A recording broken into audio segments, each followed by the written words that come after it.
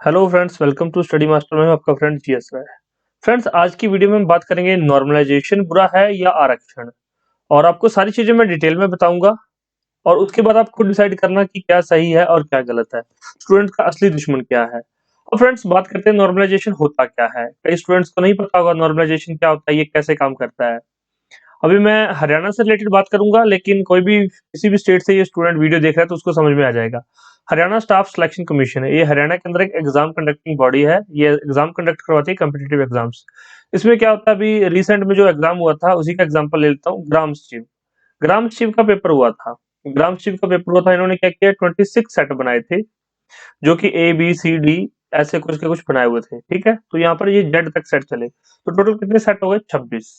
तो 26 सेट्स में इन्होंने क्या किया, इसमें से कुछ क्वेश्चन, मान लीजिए 26 सेट है, तो नियर अबाउट 80 क्वेश्चन तो सेम रहते हैं, लेकिन 20 क्वेश्चन, जैसे टोटल 100 क्वेश्चन है, नंबर ऑफ क्वेश्चन 100 है, तो 80 क्वेश्चन तो सेम रहेंगे जो आगे पीछे कर दिए जाएंगे, लेकिन 20 क्वेश्चन थोड़े टफ, 20 क्वेश्चन चेंज हो जाते हैं। ये चेंज होने के साथ साथ क्या हो जाता है, इनका जो है डिग्री ऑफ टफनेस भी चेंज हो जाती है कि ये कितने टफ है कितने आसान है।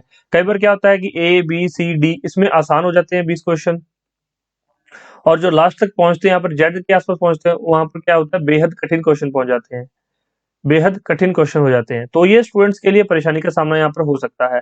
अब मान लीजिए यहाँ पर 26 पेपर, 26 सेट है, तो जरूरी तो नहीं कि जो यहाँ पर 2600 क्वेश्चन है, 2600 में से स्टूडेंट्स को 2600 ही आते हो। क्या पता कोई ए सेट वाला, जिसने ए सेट के अंदर प्रिपरेशन की थी, जिसका पेपर ए सेट आया, उसको 100 के 100 क्वेश्चन आते हो। ये एक चांस हो सकता है, एक केस है। दूसरा, मान लीजिए जेड वाला है, ये ए वाला पेपर दे तो शायद इसको 80 क्वेश्चन आते हो, या फिर ये ए वाला ये जेड वाला क्वेश्चन दे तो इसको क्या पता है 85 क्वेश्चन आते हो। तो इसलिए ये नॉर्मलाइजेशन करते हैं कि जो क्वेश्चन टफ रहते हैं, एक्स्ट्रा टफ होते हैं, या जिस क्वेश्चन में कोई गलती हो जाती है, कुछ मिस्टेक्स होते हैं, तो हर एक पेपर में 5 से 7 क्वेश्चन के अंदर ये गलती कर देते हैं, और 5 से 7 नंबर की है जो नॉर्मलाइजेशन करते हैं। तो नॉर्मलाइजेशन से अब फर्क किसे पड़ता है, नॉर्मलाइजेशन से क्या इफेक्ट होता है। अब आपके माइंड में होगा कि सर, आप सही तो कह रहे हो कि जो ए वाला स्टूडेंट है उसको क्या पता 100 क्वेश्चन आते हो अपने, और जेड वाले के 80 ही आते हो, या फिर जेड वाले को इसके 60 आते हो और खुद वाले के 70 आते हो। प्रॉब्लम यहाँ नहीं है, ये ठीक है, इसलिए नॉर्मलाइजेशन तो बहुत अच्छी चीज है कि नॉर्मलाइजेशन फैक्टर अच्छा है, लेकिन इसमें बुराई कहाँ है। मान लीजिए एक स्टूडेंट है, कोई भी स्टूडेंट हो गया, एक स्टूडेंट, उसने क्या किया, ये 5 से 7 क्वेश्चन जो उसमें गलत थे, उसने ज्यादा टाइम इसी क्वेश्चन पे लगा दिया, ज्यादा समय उसने क्या किया, इन्हीं क्वेश्चन पर वेस्ट कर दिया कि ये क्वेश्चन मेरे ठीक हो। कि कुछ स्टूडेंट्स आपको, आप में से होंगे, कुछ बहुत जिद्दी होते हैं कि यार ये तो इतना आसान क्वेश्चन, देखने में तो इतना आसान लग रहा है, ये हो क्यों नहीं रहा है। तो ज्यादा टाइम वो क्या पता इसी 5 से 7 क्वेश्चन पे लगा दें, और यही 5 से 7 क्वेश्चन कम कर दें, और क्या कहें कि 93 में से हमने कट ऑफ बना दी। 7 क्वेश्चन गलत थे या इसकी नॉर्मलाइजेशन कर रहे हैं, और 93 में से हम कट ऑफ बनाए, तो इन स्टूडेंट्स का नुकसान हो रहा है। दूसरा, ये जो एग्जाम का टफनेस लेवल होता है कि ए का एग्जाम आसान हो गया और जेड वाले का एग्जाम टफ हो गया, तो नुकसान किसको हुआ, नुकसान स्टूडेंट्स को, जेड वाले स्टूडेंट्स को यहाँ पर बहुत नुकसान हुआ है। तो इसमें कौन कौन से स्टूडेंट्स मार खाते हैं, या तो जिनकी एज कम है, कई बार ये क्या कहते हैं एज फैक्टर उठा लेते हैं, जिनकी एज ज्यादा उनका एग्जाम पहले हो जाता है, या फिर जिसका नाम ए से स्टार्ट होता है उनका एग्जाम पहले होता है, जिसका नाम मतलब कि जेड से या किसी का जे से या एम से है, तो उनके एग्जाम बाद में होते हैं। तो ये अलग अलग क्राइटेरिया उठाते हैं, हर बार इनका एक अलग क्राइटेरिया होता है, तो यहाँ पर जो है स्टूडेंट्स को परेशान करता है। तो नॉर्मलाइजेशन क्यों, आप एक ही दिन पूरा एग्जाम कंडक्ट करवाओ, आप सेंटर, नंबर ऑफ सेंटर्स बढ़ा लो। नंबर ऑफ सेंटर्स बढ़ाने से पूरा एक एग्जाम, जितने भी बच्चे सभी को एक ही एग्जाम दो, चाहे वो टफ हो चाहे वो इजी हो, वो प्रॉब्लम नहीं है, वो बात की बात है। टफ इजी एक ही शिफ्ट में आप सारा एग्जाम कंडक्ट करवाओ, नंबर ऑफ सेंटर्स ज्यादा बनाओ, अपना ज्यादा स्टाफ रिक्रूट करो, अपनी मैन पावर ज्यादा लगाओ। जब आप हमसे इतनी फीस ले रहे हो, उस फीस को आप क्या करते हो, मान लीजिए ये 30 से 50 रुपए लेते हैं, तो इसमें 6 लाख लोगों ने फॉर्म भरे हैं, तो आप सोच सकते हो यहाँ पर कितनी फीस इकट्ठी होगी। उस फीस को आप एक एक साल अपने पास रखते हो, तो अब इंटरेस्ट भी उसका बहुत ज्यादा हो जाता है। तो इसलिए क्या आप मैन पावर यूज नहीं कर सकते, क्या आप हमारे लिए सेंटर्स एक्स्ट्रा नहीं बना सकते। सारी जितनी प्रॉब्लम्स है वो सारी स्टूडेंट्स ही क्यों फेस करे। स्टूडेंट्स यहाँ पर पढ़ रहा है, वो अपनी मेहनत कर रहा है, तो सरकार की जिम्मेवारी बनती है कि वो यहाँ पर स्टूडेंट्स का फायदा करे, स्टूडेंट्स को रोजगार दे।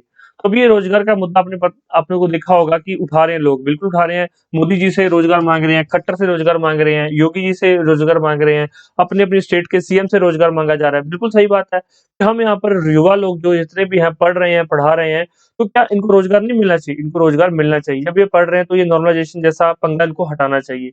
अब 3 जो है सबसे बड़ी बॉडीज है, कौन सी, एसएससी, रेलवे और आईबीपीएस। तो ये तीनों में ये जो नॉर्मलाइजेशन का पंगा है बहुत ज्यादा चल रहा है, और ये जो नॉर्मलाइजेशन है काफ़ी स्टूडेंट्स को, मान लीजिए एक एग्जांपल लेता हूँ, 100 स्टूडेंट ने अगर पेपर दिया, 100 में से 13 स्टूडेंट तो ये नॉर्मलाइजेशन के शिकार हो ही जाते हैं। आप यहाँ पर लगा लीजिए अगर 1000 स्टूडेंट ने दिया तो 130 स्टूडेंट हो गए, और अगर 10,000 स्टूडेंट ने दिया तो 1300 स्टूडेंट शिकार हुए, और अगर 10 लाख लोगों ने पेपर दिया है तो यहाँ पर सॉरी अगर 1 लाख लोगों ने पेपर दिया तो यहाँ पर 13,000 स्टूडेंट्स शिकार होते हैं ये नॉर्मलाइजेशन के। तो हर बार स्टूडेंट ही शिकार क्यों हो?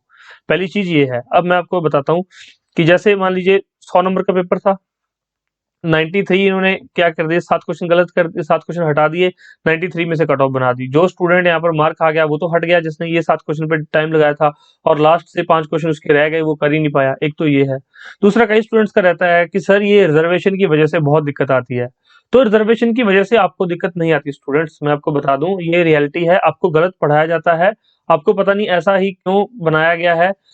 रिजर्वेशन सिर्फ उन लोगों के लिए है जो जिनकी प्रॉपर स्कूलिंग नहीं हो पाई है, जो लोग गरीब हैं, कुछ ना कुछ वो दूसरी दुनिया से पिछड़े हुए हैं, दूसरे समाज से पिछड़े हुए हैं, उन लोगों के लिए रिजर्वेशन है। चाहे वो ईडब्ल्यूएस की रिजर्वेशन हो, चाहे वो एससी एसटी की रिजर्वेशन हो, चाहे वो ओबीसी की रिजर्वेशन हो। तो रिजर्वेशन आपका असली दुश्मन नहीं है, क्योंकि रिजर्वेशन में तो सीट्स पहले से डिफाइंड होती हैं।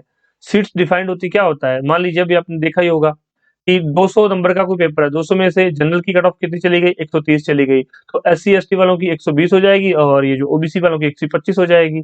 अब तो क्या हो रहा है कि एससी वालों की कट ऑफ 130 30 135 35 तक जा रही है। ये लोग भी बहुत मेहनत करते हैं। तो अगर मान लो अगर ये स्टूडेंट मेन स्ट्रीम में फाइट करते हैं तो ये जनरल वालों को भी पीछे छोड़ने की हिम्मत रखते हैं। तो काफी स्टूडेंट्स ऐसे हैं जो जनरल से भी ज्यादा नंबर ले आते हैं।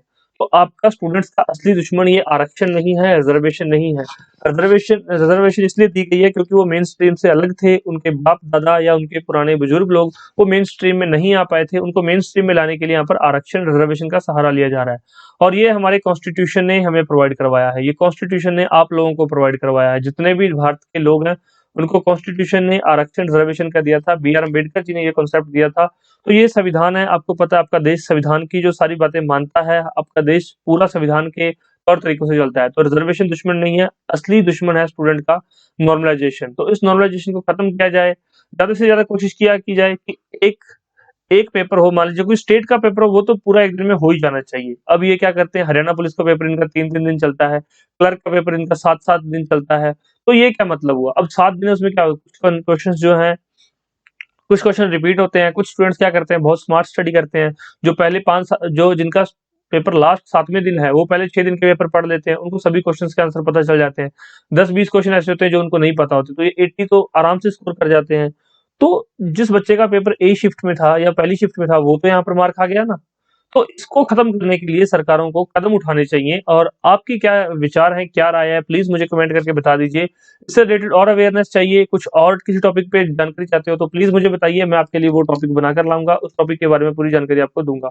तो स्टूडेंट का असली दुश्मन नॉर्मलाइजेशन है, स्टूडेंट का असली दुश्मन ये है कि जो आपके 1 वीक या 3-3 महीने पेपर चलते रहते हैं, वो बहुत ज्यादा प्रॉब्लम क्रिएट करते हैं। कई बार क्या होता है, जिसका पेपर लास्ट में उसको बेहद टफनेस का प्रॉब्लम सामना करना पड़ता है, उसको परेशानी का सामना करना पड़ता है, क्यों आसान क्वेश्चन सारे खत्म हो जाते हैं और लास्ट में टफ क्वेश्चन बचते हैं। कई बार क्या होता है, टफ क्वेश्चन पहले निकल जाते हैं, लास्ट में बिल्कुल आसान क्वेश्चन बचते हैं, और फिर उस स्टूडेंट्स को फायदा हो जाता है। तो मतलब आप प्रिपरेशन इकट्ठी कर रहे हैं, सारा कुछ इकट्ठा कर रहे हैं, स्कूलिंग, एजुकेशन सारा कुछ यहाँ पर भारत के अंदर कर रहे हैं, लेकिन जब एग्जाम के टाइम जब रोजगार देने की बात हो रही है, तो सरकारें इस तरह के हथकंडे अपना रही हैं। तो ये गलत है, स्टूडेंट्स के साथ ये धोखा हो रहा है। तो आप इससे थोड़ा-सा नॉर्मलाइजेशन के बारे में भी बात उठाइए, इसको आप मुद्दा बनाइए। बहुत जल्द मेरे जो और भी साथी हैं, यूट्यूब पे जो पढ़ा रहे हैं लोगों को, जो ऑनलाइन, ऑफलाइन पढ़ा रहे हैं, तो वो भी मेरी इस बात को कंसिडर करेंगे कि हाँ, ये नॉर्मलाइजेशन स्टूडेंट को परेशान करती है। तो नॉर्मलाइजेशन का मुद्दा उठाना चाहिए, और एक ही दिन में सारे एग्ज़ाम कंडक्ट करवाने चाहिए, और ये सारे ए, बी, सी, डी इतने-इतने सेट बना रहे हैं, तो सेट जितने मर्जी बनाओ, लेकिन पेपर एक ही रखो। क्वेश्चन मत बदलो, क्वेश्चन बदलते हो तो स्टूडेंट्स को परेशानी होती है कि किसी को क्वेश्चन आसान लगता है, किसी को क्वेश्चन टफ लगता है। तो क्वेश्चन मत बदलो, चाहे 26 सेट बनाओ, चाहे बनाओ 36 सेट, हमें उससे कोई मतलब नहीं है। सिर्फ और सिर्फ क्या है, क्वेश्चन सेम होने चाहिए, लेवल सेम, क्योंकि एग्जाम जब सेम लेवल का है, एग्जाम सेम है, तो क्वेश्चन भी सारे सेम होने चाहिए। आपके क्या राय है, आपके क्या विचार हैं, कमेंट करके बता दीजिए। वीडियो को लाइक और शेयर करके आगे बढ़ा दो, ताकि दूसरे स्टूडेंट तक ये बात पहुंचनी चाहिए। जितनी ज्यादा अवेयरनेस आप लेके आओगे, उतना ही आपका यहाँ पर फायदा होगा, और उतना ही मेरे यहाँ पर वीडियो बनाने का भी मकसद जो है सफल हो जाएगा। वीडियो को लाइक जरूर करो, लाइक करने से मुझे मोटिवेशन मिलेगा, और मैं और ऐसी आपके लिए और रोचक वीडियो लेकर आऊंगा, और कंसेप्ट लेके आऊंगा, और मुद्दे लेके आऊंगा कि जो आपको यहाँ पर रोजगार दिलवाने में थोड़ी आपकी हेल्प कर सके। सिर्फ सिर्फ पढ़ाई से रोजगार नहीं मिलेगा, अब रोजगार मांगना पड़ेगा। खट्टर जी, मोदी जी तो कह रहे हैं कि पकौड़े तलो और आत्मनिर्भर बनो, लेकिन पकौड़े कितने लोग पकौड़े तलेंगे? अगर सभी लोग पकौड़े तलने लग गए तो फिर काम कैसे चलेगा? फिर पकौड़े खाएगा ही कौन? तो इसलिए सोचने वाली बातें हैं। इसको ज्यादा से ज्यादा शेयर करो, लाइक करो। Thank you so much, take care, bye bye, God bless you all. मिलते हैं नेक्स्ट लेक्चर में।